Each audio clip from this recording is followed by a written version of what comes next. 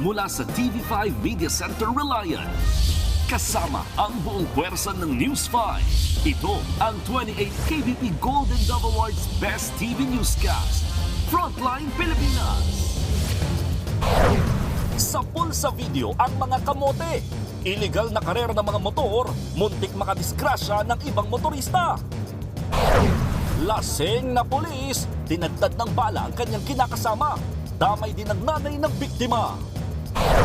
Isa pang flood control project na itinayo sa lugar na hindi naman daw binabaha, eksklusibong nasilip ng News 5.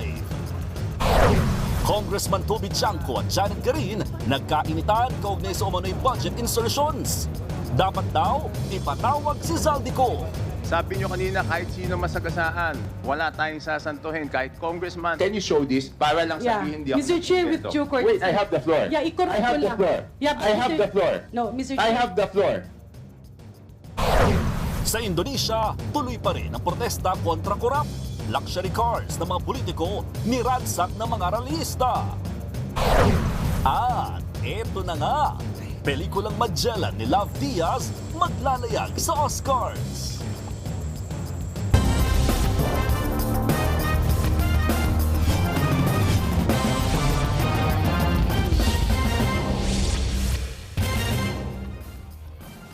Sumuko na ang 6 na magbabarkada na sangkot sa illegal drug racing sa Lapu-Lapu City, Cebu. Ang kanilang karerahan sinisisi sa mga insidente ng hit and run sa lugar. Nasa frontlining balita si John Arua ng News 5 Visayas. Harurot kung harurot ang mga motorsiklong yan sa kalsada ng Lapu-Lapu City, Cebu. Nagkarirahan ang 3 rider. Sa tuli na, meron ng muntik mahagip. Delikado yan. Kaya naman, nangangamba ang mga residente. Lalo't meron ng nahit and run noon sa naturang kalsada. Delikado dapat. Delikado talaga ang ginawa nila sa highway pa talaga. At may pedestrian lane pa. Madadamay kasi yung ibang nag-iingat mag-drive. Sa opisina naman ni Lapu-Lapu City District Representative Junard Chan, sumuko ang 6 na sangkot sa viral na illegal na karera. Sobrang kami sa aming kasiyahan, Mayor. At yun lang naman ang naging libangan namin. Mahilig din kasi kami gumawa ng memories, Mayor. Iniimbestigahan din kung may kinalaman ng grupo sa iba pang aksidente. We will still conducting a deeper investigation kung sangkot ba tong mga nag-drug race dun sa mga earlier na mga hit and run na insidente. Maharap ang mga suspect sa reklamong reckless driving. Pinapabawi rin sa LTO ang kanilang lisensya. Nagbabalita mula sa frontline. John Arua, News 5, Visayas! Nang dahil sa love triangle, pinatay sa taga ang isang lady guard sa Cebu. Critical din ang kanyang kinakasama. Nagbabalik si John Arua ng News 5 Visayas. Wala ng buhay at tadtad ng taga ang muka ng 58 years old na si Chuna Aliera. Pinagtataga rin at agaw buhay ang 62 years old na live-in partner niyang si Romeo Acaso. Natagpuan sila sa kanilang bahay sa barangay Punta Inganyo sa Lapu-Lapu City, Cebu. Kritikal sa ospital si Acaso. Ganyan ang sinapit nila mula sa 25 years old na si Nelson Atiliano. Napag-alamang katrabaho at karelasyon siya ni Aliera. Kwento ng anak ng Lady Guard, alam naman ni Acaso na may iba na ang kanyang kinakasama. Hustisya ang panawagan nila. Bagito ang sospek sa pagpatay sa mama ko. Nagtiwala agad siya. Di niya alam may masamang plano na pala. Parang gumawa mundo ko na walang kaisa-isa naming ina. Tapos, ganun-ganun kadali. Love triangle at pagnanakaw ang tinitingnang motibo sa krimen. Nawawala kasi ang 16,000 pesos na cash at ang mga cellphone ng mga biktima. Tinutugis na ang suspect. Nagbabalita mula sa frontline. John Arua, News 5, Visayas! Patay ang isang kasambahay at ang alaga niyang 3 taong gulang na bata matapos matrap sa nasusunog na bahay sa Malabon. Ang kasambahay natagpuang nakayakap pa sa bata. Nasa frontline na balitang yan si Hannibal Talete. Natupok ng apoy ang unang palapag ng paupahan sa Sosigo Street sa Barangay Tinajeros, Malabon. 12 fire truck ang rumisponde. Ang kapitbahay ng paupahan na si Ferdinand Buholst, dalidaling nangalampag nang makita ang apoy. Ang instinct ko, bumalik ako agad ng bahay Kasi yung nanay at tatay ko may edad na eh. So sila muna yung inano ko, pilit kong inilalabas. Kinalampag ko na tong bahay ng tito ko, bintana, para manggising ng mga tao. Nagbayanihan ng mga residente para apulahin ang apoy. Pero natrap sa second floor ng paupahan ang 2 batang babae at kanilang kasambahay mula sa terrace. Nasagip ang isa sa mga bata, edad 6, habang ang kasambahay at alaga niyang 3 taong gulang. Walang malay na makita. Nandun sa kutsyon nila, sa sahig, tapos yung bata nakahiga. Tapos yung yaya, dinapaan niya yun, nakatukod yung yaya. Pero wala, hindi na sila gumagalaw eh. Isinugod sa ospital ang mga biktima, pero namatay rin ang kasambahay at batang huling kasama niya. Pumasok sa trabaho ang ina ng mga bata, habang OFW ang kanilang padre de pamilya. Inaalam na ang sanhin ng apoy. Nagbabalita mula sa frontline. Hannibal Talete, News 5. Susunod, tirador ng motor sa pool sa CCTV. Miyembro naman ng basag kotse, wala ring kawala sa CCTV. At ilang flood control projects sa Albuera, Leyte, pinondohan kahit hindi naman kailangan at merong sinabing tapos na raw pero hindi naman nasimulan. Abangan ang lahat ng yan sa pagbabalik ng Frontline Pilipinas.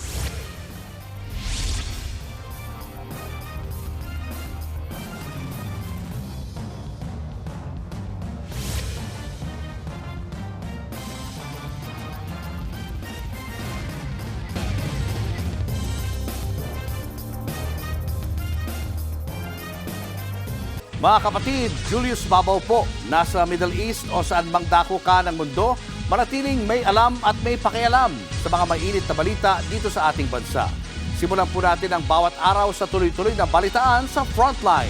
Mag-follow at mag-subscribe sa social media pages ng News 5.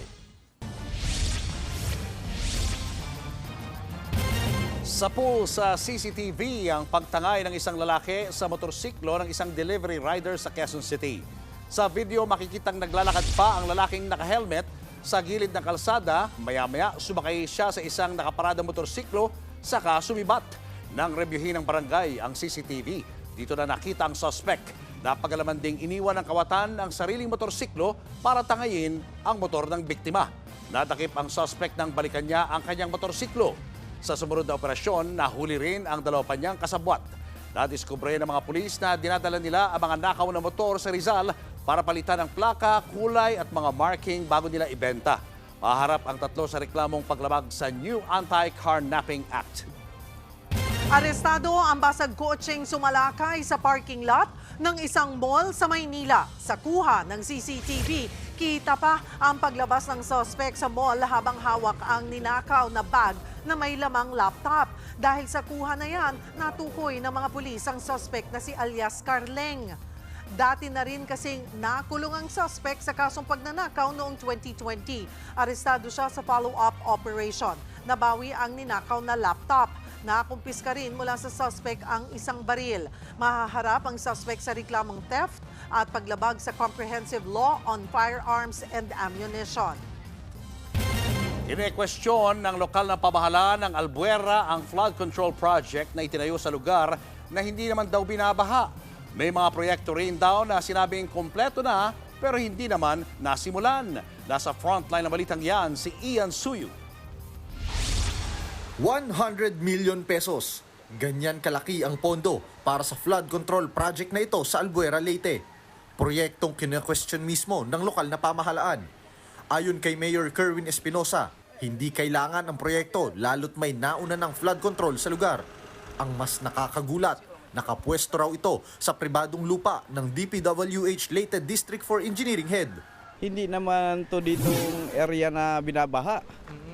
Ang nagbenepisyo lang nitong nilagay na flood control is ang district engineer ng DPWH. Bukod dyan, isa pang ghost project ang nadiskubre ng LGU sa Barangay Benolho. Isa ring flood control na may parehong halagang 100 million pesos. Marso ang nakasaad na simula ng konstruksyon. Pero pagpunta ng News 5, walang hukay, walang materyales, at walang aktwal na proyekto. Hindi lang yan. May isa pang ghost project, ang Albuera Port na umano'y tapos na raw. Pero ang tumambad sa amin ay abandonadong hukay at kahoy lang ang nakausli. Ginastusan naman yan ng 17.6 million pesos. Masyadong inaccurate po kasi kung pagbabasihan natin, ang actual lang na nakalagay dito ngayon is yung yung daanan lang ng mga equipment. Mobilization pa lang po. Sinubukan ng News 5 na kunan ng pahayag ang District Engineer ng DPWH pero hindi ito sumasagot sa aming tawag. Pinuntahan din namin ang kanyang opisina sa Ormoc City pero hindi siya humarap sa amin. Nagbabalita mula sa frontline, Ian Suyo, News 5. Nilusob at niransak ng mga Indonesian ang ilang bahay ng mga politiko. Winasak nila ang mga luxury car at tinangay ang mga mamahaling gamit. Ang ugat niyan, korupsyon sa gobyerno. Narito ang Frontline News Abroad. Puwersahan ng pinasok ng mga galit na Indonesian ang bahay ng ilang miyembro ng parliament. Isa na riyan si MP Ahmad Saroni. Kabilang sa pinuntirya ng publiko ang luxury cars na pag-aari ng politiko. Pinagpapalo at winasak nila yan. Habang ang kanyang mga gamit mula refrigerator, TV, mga plato, mamahaling damit, relo at bag at kahit pang life-size Iron Man statue, tinangay. Nilooban din at tinadtad ng spray paint ang bahay ng politikong si Uya Kuya. Nauna nang niransak ng mga realista ang bahay ng Indonesian Finance Minister. Sinunog din nila ang ilang government office, pati headquarters sa mga pulis, hindi pinalagpas. Ang ilan naman may dalang watawat ng kilalang Japanese anime na One Piece, na naging simbolo na ng protesta sa mga polisiya ng gobyerno sa bansa. Sa halos isang linggo ng mga riot sa Indonesia, 8 na ang naitalang nasawi. Nag-umpisa yan ng tutulan ng mga estudyante at iba pang progresibong grupo ang 50 million rupiah o higit 170,000 pesos na house benefits kada buwan ng halos 6 na raang miyembro ng House of Representatives. 10 times na mas mataas yan sa minimum wage. Lumala pa ang protesta ng masagasaan at mapatay ng mga pulis ang isang delivery rider. Ipinag-utos na ni Indonesian President Prabowo Subianto na tanggalin ang ilang allowance at pribilehyo ng mga kongresista. Pinahigpitan din niya ang paghuli sa mga nagpoprotesta. Sa ngayon, may higit 3,000 na ang naiulat na naaresto. Ayon naman sa Department of Foreign Affairs, walang Pinoy sa Indonesia na nadamay sa protesta. Nagbabalita mula sa Frontline, Mon Gualvez, News 5.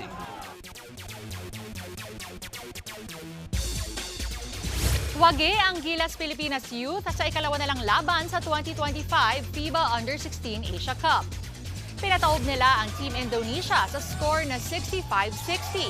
Git-gita ng laban sa fourth quarter pero nagtandem sina Luisito Pascual at Prince Carino para makuha ang panalo. Nakabawi ang Gilas at may 1-1 win-loss record na sa torneo. Pumagsak naman sa 2 talo ang record ng Indonesia. Sasabak si Pinay tennis sensation Alex Ayala sa Women's Tennis Association Tournament na Guadalajara Open sa Mexico. Makakaharap ni Alex sa pambato ng Netherlands na si Arian Hartono.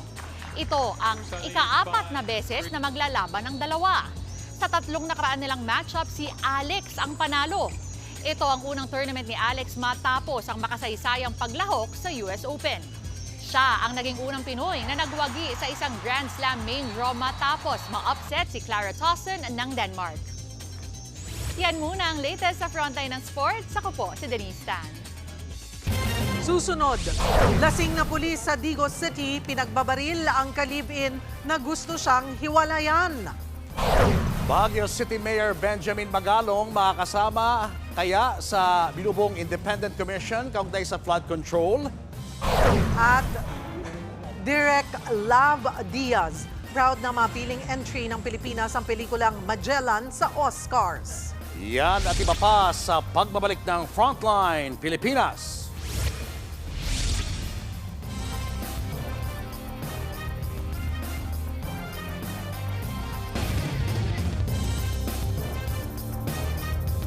Mga kapatid, Julius Babaw po. Nasa Middle East o sa amang dako ka ng mundo, manatiling may alam at may pakialam sa mga may init na balita dito sa ating bansa. Simulan po natin ang bawat araw sa tuloy-tuloy na balitaan sa Frontline. Mag-follow at mag-subscribe sa social media pages ng News 5.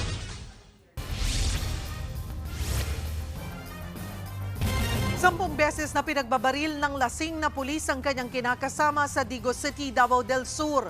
Nagalit umano ang pulis dahil gusto na siyang hiwalayan ng biktima. Ania sa frontline sa balita, si Bril Montalvo ng News 5 Mindanao. Nakasubsob sa upuan at wala ng buhay ang babaeng ito nang datna ng mga otoridad sa kanilang bahay sa Digos City, Davao del Sur noong linggo. Nagkalat ang mga gamit. May mga bakas din ang dugo mula sa kwarto. 10 tama ng bala ang nakita sa katawan ng biktimang si Miljoy La Peña. Ang suspect sa krimen ang kinakasama niyang pulis na si Patrolman Orlan Dinoy. Service firearm ang ginamit sa pamamaril. Base sa investigasyon ng mga otoridad, umuwing lasing ang suspect. Nagtalo sila ng kinakasama na nauwi sa pamamaril. Sabi ng live-in partner, parang gusto nang makipaghiwalay. Gusto nang tapusin yung relasyon nila. So, ganun. So, nagalit yung si lalaki, si polis. So, ganun na nangyari. Pati ang ina ng biktima, umawat lang, nabaril pa. Nagpapagaling siya sa ospital. Nahuli naman ang suspect.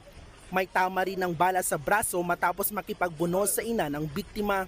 Pagmahayog ko, ako lang ipaabot sa mga kalihot sa akong asawa, sir. Nagsisisi talaga ako. Gusto ko lang ipaabot sa pamilya ng aking asawa na sana papatawad nila ako. Pero desidido ang pamilya ng biktima na idemanda ang pulis. Wala na, ipasaylo na. Hindi na namin siya mapapatawad. Hindi na talaga. Mahaharap ang suspect sa reklamong murder at frustrated murder. Posible rin siyang matanggal sa serbisyo.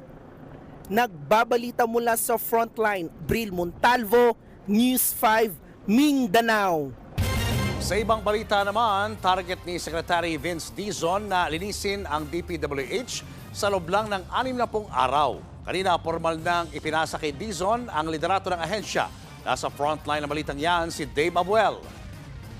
Mismong si dating DPWH Secretary Manuel Bonoan ang sumalubong kay bagong DPWH Secretary Vince Dizon sa tanggapan ng ahensya.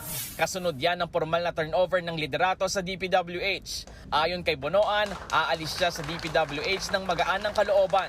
I leave this post with a full heart, with enduring hope and respect for the department.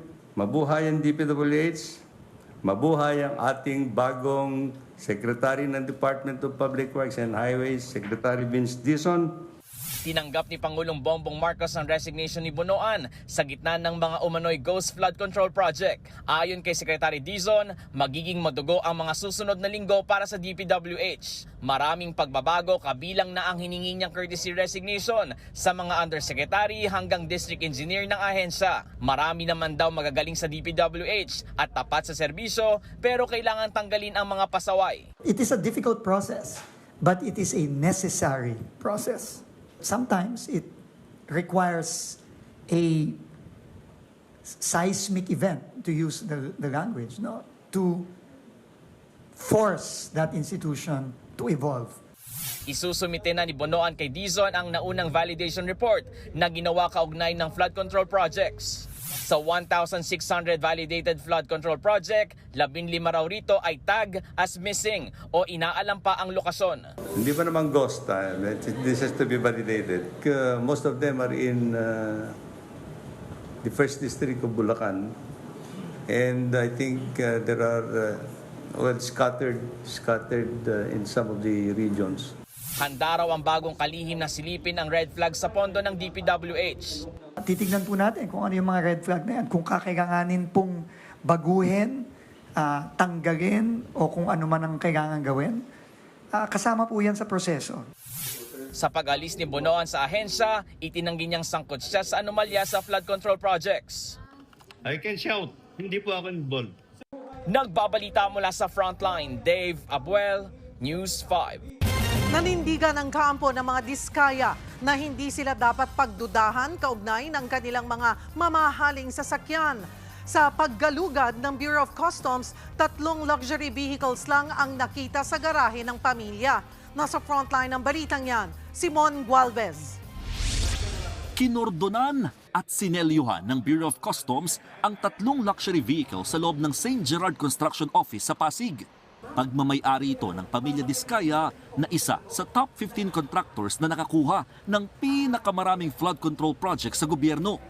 Sa Senate hearing kahapon, inamin ni Sara Diskaya na meron silang 28 luxury vehicles. Meron pang araw na 42 million pesos ang halaga ng isang sasakyan. May search warrant ng customs para sa 12 sasakyan ng mga Diskaya, pero dadalawa lang ang nakita nila sa garahe ng pamilya, ang Maserati at Toyota Land Cruiser. Nakita rin ng Cadillac Escalade na hindi sakop ng warrant. Hindi naman illegal ang pagkakaroon ng luxury vehicles, pero gustong malaman ng customs kung nagbayad ba ito ng tamang buwis. Kung wala naman po silang pangamba na ito ay smuggle talaga at sila nag-smuggle, mas makakabuti po sa kanila na isurrender yan kasi maobliga po kami na mag-search warrant sa bawat bahay po nila, sa bawat opisina po nila. Mas masakit po sa ulo yun.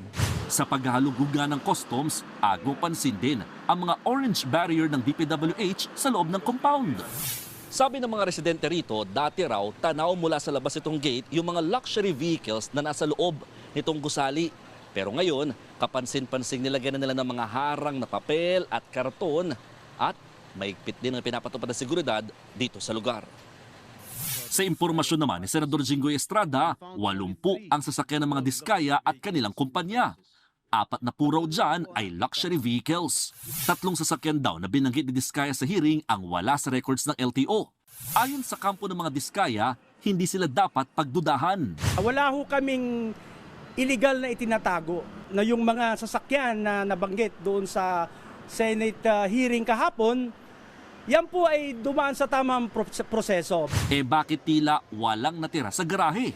Yung iba ho kasi under preventive maintenance, yung iba ginagamit, saka yung medyo mabababa, inilipat to sa mataas na lugar. May 10 araw ang mga Diskaya para isumite sa BOC ang mga hinihinging dokumento. Bukod sa kanila, i-inspeksyonin din ang ari-arian ng ibang contractor sa maanumalyang flood control projects. Nagbabalita mula sa Frontline, Mon Gualvez, News 5. Nagkainitan naman sa Kamara matapos pagtalunan ng mga kongresista kung dapat bang ipatawag si Congressman Zaldi Co sa pagdinig tungkol sa anomalya sa flood control projects. Si Co ang dating House Appropriations Committee Chairman nang ipasa ang 2025 budget na may questionable insertions. Nasa frontline ng balitang yan si Marian Enriquez. Kasi simula pa lang, mainit agad ang sagutan ng mga kongresista sa investigasyon ng House Infrastructure Committee tungkol sa anomalya sa flood control projects. Gusto kasing imbitahan ni Senior Deputy Minority Leader Edgar Erice, sina dating House Appropriations Committee Chairman Zaldi Co at dating Senate Finance Committee Chairperson Grace Poe. Sila ang in-charge sa Bicameral Conference Committee noon para sa 2025 budget kung saan nagkaroon umano ng insertion sa budget. Sapagkat yung mismong pagpoproseso ng mga insertions na ito ay nanggaling sa kanilang mga tanggapan. Hindi nila kaya i-dispute yung sinabi ko na 2025 budget is the most corrupt budget ever passed in the history of Congress. So I second that motion, Mr. Chairman. Mr. Chairman. Pero pumalag dito si Manila 6th District Representative Benny Abante. I am objecting on the motion. I would like to know the reason why, because I would like to find out if we're going to invite them here, are we going to ask them questions? Are they going to answer it? Lalong nagkainitan ng magkasagutan sina House Deputy Speaker Janet Garin at Navotas Representative Toby Chanco. Under the name of Congressman Zaldi Co, ang insertion sa BICAM as proponent siya is 13,803,693,000.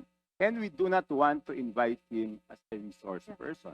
Mr. Chair, sorry. Comsec, can you show this para lang sabihin hindi ako Mr. Chair, with nagsimbento? due courtesy. Wait, I have the floor. Yeah, I have the floor. Yeah, but I have the floor. No, Mr. Chair. I have the floor. Just to on the I have the record. floor. Dahil dyan, sinuspindi muna ang pagdinig. Pinagpaliban din ni Erice ang kanyang motion na imbitahan sina Co at Poe rito. Patitingnan daw muna niya kung ang 100 billion pesos na isiningit noong 2025 ay may ghost projects. Nang gumulong na ang interpelasyon, umamin ang sinibak na si Bulacan 1st District Engineer Henry Alcantara na siya mismo ang nagpanukala ng mga questionableng flood control projects na pinuna ni Pangulong Bongbong Marcos sa Bulacan. So walang politiko na involved dito. Kayo po ang nag-propose na ito.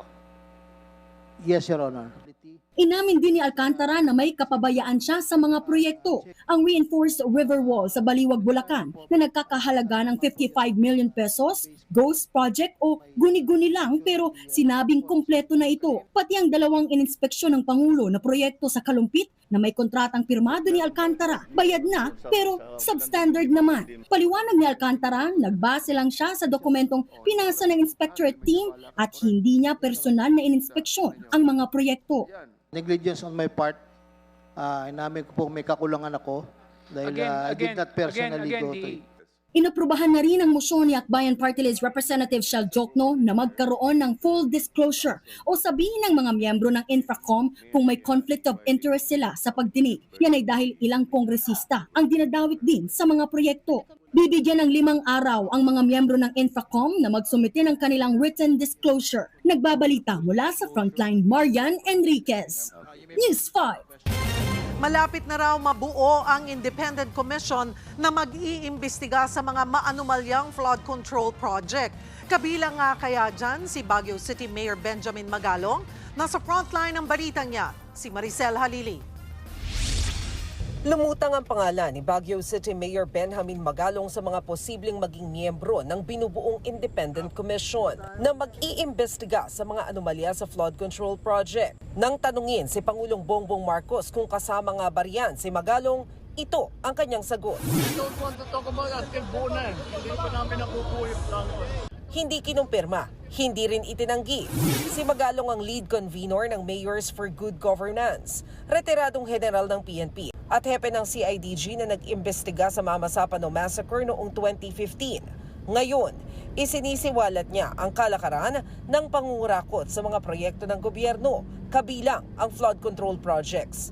Nagsumiti na siya ng mga dokumento kay PBBM. Sinusubukan pang kunin ng News 5 ang reaksyon ng alkalde tungkol sa posibilidad na maging bahagi ng Independent Commission. Pero wala pa siyang sagot. Para naman kay DPWH Secretary Vince Dizon, wala siyang problema kay Magalong. Napaka-welcome na development po niya kung totoo. Kasi po, at the forefront si Mayor Magalong, nito hindi lamang ngayon, kundi matagal na. Pinabubuwag naman ni Dizon ang Anti-Graft Task Force ng DPWH. Binuuyan ni dating Secretary Manuel Bonoan para imbestigahan ang kanilang hanay. Sabi ng bagong kalihim, hindi ito kailangan. Hindi po ako naniniwala na ang organisasyon dapat imbestigahan ang sarili niya. Hindi po ata tama yun. Ibigay po natin sa Independent Commission ang responsibilidad at authority to investigate. Pagtitiyak naman ni PBBM, inilalatag na nila ang executive order na bubuo sa Independent Commission. Malapit na yan. Very, very soon. Nagbabalita mula sa Frontline, Maricel Halili, News 5. Showbiz, eto na nga! Mga kapatid, eto na nga ang mga may init na showbiz balita ngayong Martes. Kasabay ng pagdiriwang ng Philippine Film Industry Month, inanunsyo na rin ang official entry ng Pilipinas sa prestihiyosong Oscars o Academy Awards. Nasa frontline ng balitang yan, si News 5 Entertainment Correspondent Von Bilinario. It's official! Maglalayag na sa 98th Academy Awards ang Magellan bilang official entry ng Pilipinas para sa Best International Feature category. Tinatalakay ng pelikulang ekspedisyon ni Magellan sa Pilipinas. Nag-world premiere ito sa Cannes Film Festival noong Mayo kung saan nakatanggap ito ng 5-minute standing ovation. Ang produksyon sa pangunguna ni Direk Love Diaz, proud na mapili para sa Oscars. Oscars kasi, butas ng karayom yan eh. It's an election process. So, ang methodology is you have to campaign. Buti na lang, we have good distributors sa North America. Ayon kay Film Development Council of the Philippines Chair Jose Javier Reyes, na tumayong chairman of the jury, naging masalimuot ang proseso ng pagpili. Inabot pa raw sila ng halos 5 oras na deliberasyon. What do we consider? Yung ganda ng pelikula, yung international appeal, at yung ikatlo, yung ability to campaign. Inanunsyo ang Oscars entry sa launching ng pagdiriwang ng Philippine Film Industry Month sa Mandaluyong City. Nagbabalita mula sa Frontline, Von Belinario, News 5. Susunod, dalawang traffic enforcer na ispatang nag-online games sa convenience store. Tutok lang mga kapatid, magbabalik pa ang Frontline Pilipinas.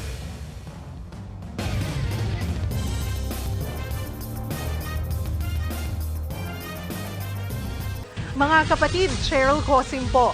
Nasa Estados Unidos, Canada o saan mang dako ka ng mundo, manatiling may alam at may pakialam sa mga mainit na balita dito sa ating bansa. Simulan natin ang bawat araw sa tuloy-tuloy na balitaan sa Frontline. Mag-follow at mag-subscribe sa social media pages ng News 5.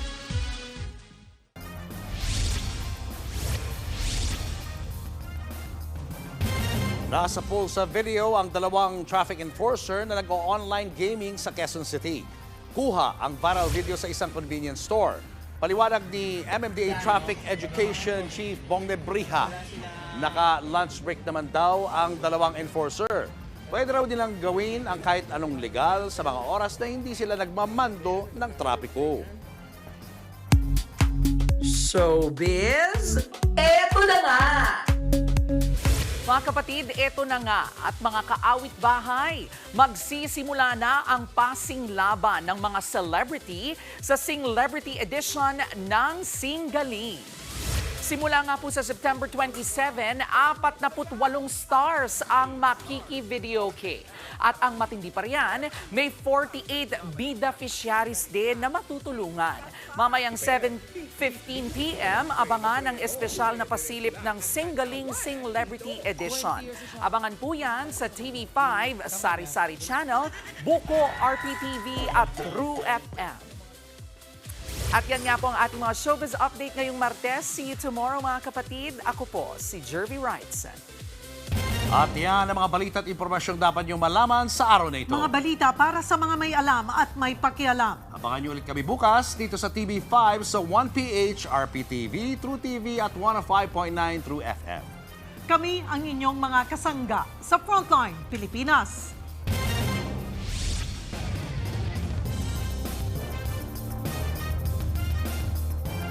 Mga kapatid, Cheryl Cosim po. Nasa Estados Unidos, Canada o saan man dako ka ng mundo, manatiling may alam at may pakialam sa mga maiinit na balita dito sa ating bansa. Simulan natin ang bawat araw sa tuloy-tuloy na balitaan sa Frontline. Mag-follow at mag-subscribe sa social media pages ng News 5.